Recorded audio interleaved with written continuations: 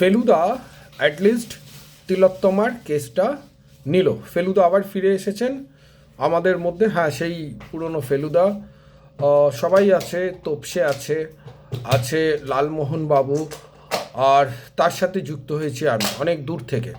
তো ফেলুদা শেষ পর্যন্ত তিলোত্তমা মানে আরজি করের তিলোত্তমা বা অভয়ার কেসটা হাতে নিলেন। দেখা যাক ফেলুদা কি করতে পারে এই রহস্যের সমাধান, যেটার জন্য সারা বাংলার মানুষ আমরাও অপেক্ষা করছি। যে আরজি করে যেভাবে আমার নৃশংসভাবে আমার বোনকে হত্যা করা হয়েছে, তার একটা প্রতিকার আমরা চাই। আমরা চাই প্রশ্নগুলো যেগুলো আমরা সরকারকে করেছিলাম 1 বছর আগে, যে কিভাবে আমার বোনের মৃত্যু হলো, কারা এর সাথে যুক্ত, কারণটা কি, এইগুলো আমাদের প্রয়োজন, জানা দরকার। তো দেখা যাক ফেলুদা এই যে কেসটা নেওয়ার পর কি কি তথ্য উঠে আসে, কেন ফেলুদাকে দিতে হলো এই কেস। আমরা এই কয়েক বছর ধরে একটা বিশাল একটা চিত্রনাট্য দেখলাম, তাই না? একটা চিত্রনাট্যটা কি দেখলাম আমরা? হাইকোর্ট দেখেছি, আমরা সুপ্রিম কোর্ট দেখেছি, আমরা সিবিআই দেখেছি, সব কিছু দেখলাম, রাজ্য পুলিশ দেখলাম, কলকাতা পুলিশ দেখলাম, কিন্তু তদন্ত তদন্ত তদন্ত তদন্ত কোন জায়গায় গেল?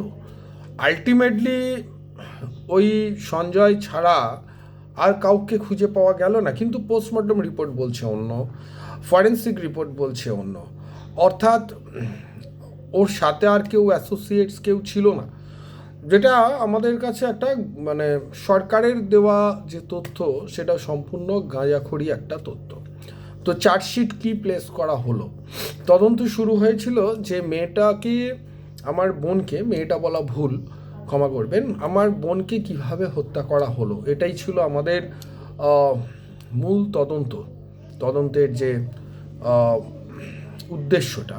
কিন্তু সেটা চলে গেল কোথায়, যে দুর্নীতি ধরতে। একটা কথা কি জানেন, এই যে সরকার চলছে, অর্থাৎ বর্তমান যে রাজ্য সরকার চলছে, এর প্রত্যেকটা ডিপার্টমেন্টে যদি হাত দেওয়া যায় তাহলে দেখবেন দুর্নীতি আর দুর্নীতি আর দুর্নীতি, এবং ন্যাকেডলি এই দুর্নীতিগুলো করা হচ্ছে। এর জন্য কোনো সিবিআই বলুন, ইডি বলুন, নাথিং। আমরা পশ্চিমবঙ্গের মানুষ, এই সরকার আমাদের শিখিয়ে দিয়েছে যে দুর্নীতির সাথেই সহবাস করতে হবে, এবং দুর্নীতি করলেই তুমি তোমার জীবন জীবিকা সমস্ত কিছু তোমরা চালাতে পারবে।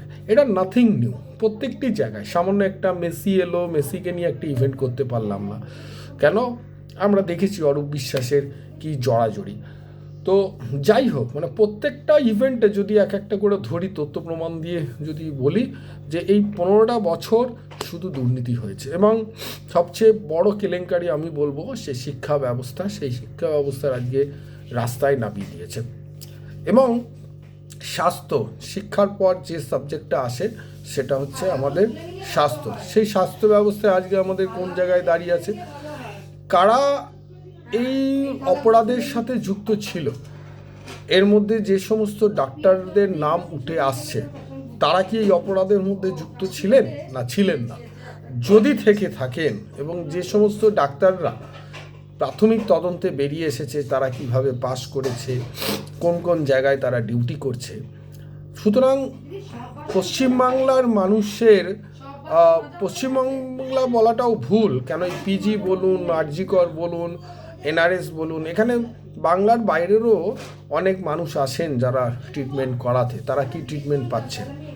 এটা একটা প্রশ্ন চিহ্ন। দুর্নীতির শিখর এতটা গভীরে, যেখানে মেডিসিন থেকে শুরু করে একটা হেলথে ব্যবহার করা সমস্ত সরঞ্জামের মধ্যে লুকিয়ে আছে দুর্নীতি। অর্থাৎ আমরা একটা দুর্নীতির সাথে সহবাস করছি। অ্যাকচুয়ালি কি জানেন, যদি সঠিকভাবে ভোট হয়, ইলেকশন হয়, তাহলে এই সরকার কিন্তু থাকে না।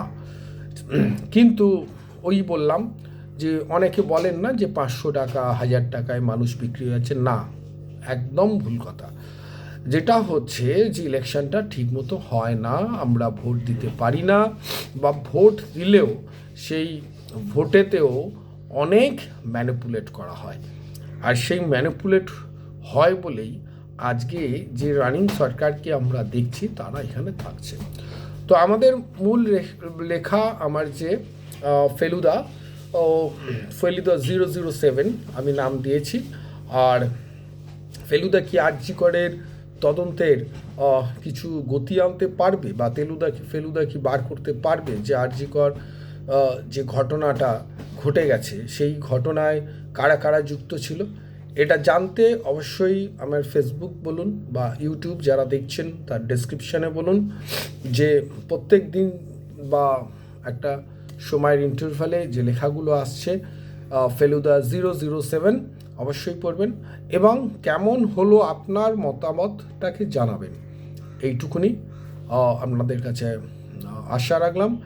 আর কালকে আবার একটা সময়ের তালে বলতে পারেন আবার একটা নতুন বছর, সংখ্যাটা পরিবর্তন হচ্ছে, ছিল 2025, সেটা 6 হবে। তো আমরা অনেকেই 12টার পর এই হ্যাপি নিউ ইয়ারকে ওয়েলকাম জানাবো যাতে এই আগামী বছর আমাদের সমৃদ্ধ করুক সব দিক থেকে। তো সেটা নিয়েই আমাদের আশা থাকবে, ভালোবাসা থাকবে, যাই বলুন না কেন। তো তার সাথে পড়তে ভুলবেন না ফেলুদা 007, যত কাণ্ড আরজি কর। Thank you.